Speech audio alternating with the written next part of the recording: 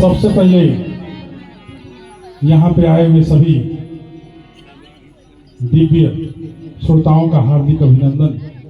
Shri मेघवरण Singh hockey stadium, जहाँ से अंतर्राष्ट्रीय प्लेयर, एक से एक अंतर्राष्ट्रीय प्लेयर भारत का प्रतिनिधित्व किए हैं। माननीय सांसद राधे मोहन जी के यशस्वी पुत्र अनिकेत जी के संयोजन में एक भव्य कार्यक्रम विराट हिंदू सम्मेलन आप लोगों के बीच में आयोजन किया गया है। एगो देवी मैया का पचरा, हेलो, कि चला चली माई के मंदिरवाए धनिया की पूरा होई आस। एक बार प्रेम से बोलिए दुर्गा मैया की जय। कि चला चली माई के मंदिरवाए धनिया की पूरा होई आस। होई मन के मुरलिया की पूरा होई आस।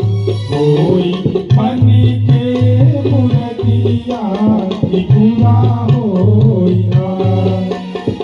मैया के चुनरी चढ़ावल जाई ननकी की पूरा होई आस।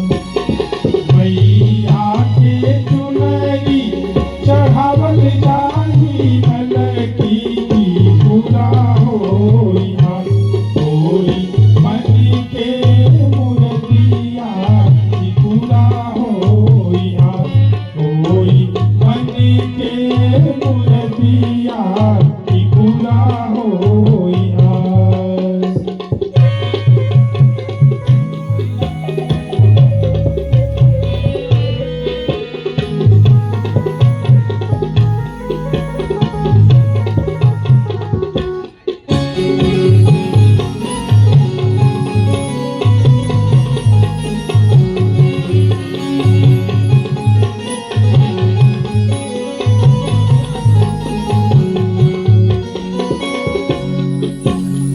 सपरात दिनावा बितल जात धनिया। सपरात दिनावा बितल जात धनिया।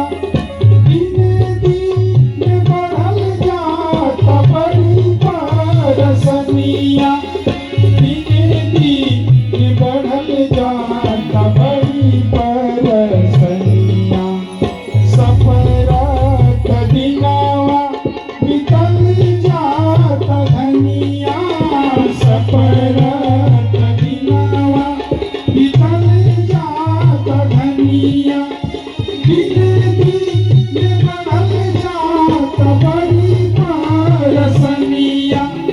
दिने दिन बढ़ल जात बड़ी परसनिया। सबका से पहिले कामाख्या सखनवा की पूरा होई आस। एक बार प्रेम से बोलिए कामाख्या मैया की जय, दुर्गा मैया की जय। सबका से पहिले कामाख्या सखनवा की पूरा होई आस। होई मन के मुरलिया की पूरा होई आस। होई मन के मुरलिया की पूरा होई आस।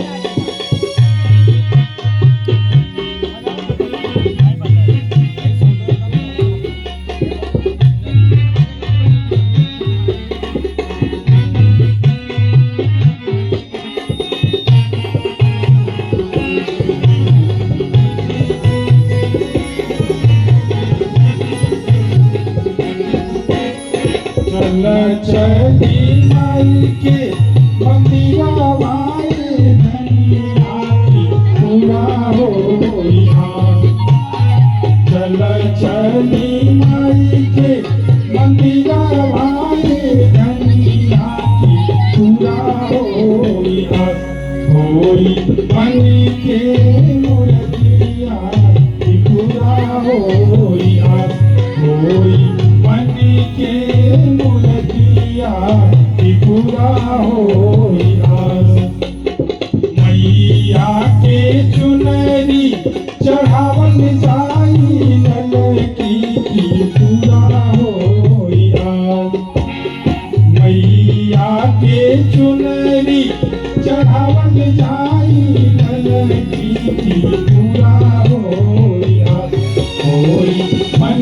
के मूर्तिया पूरा होइहा होई मन के मूर्तिया पूरा होइहा।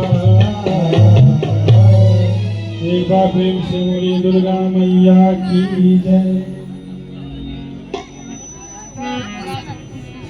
आवाज आवाज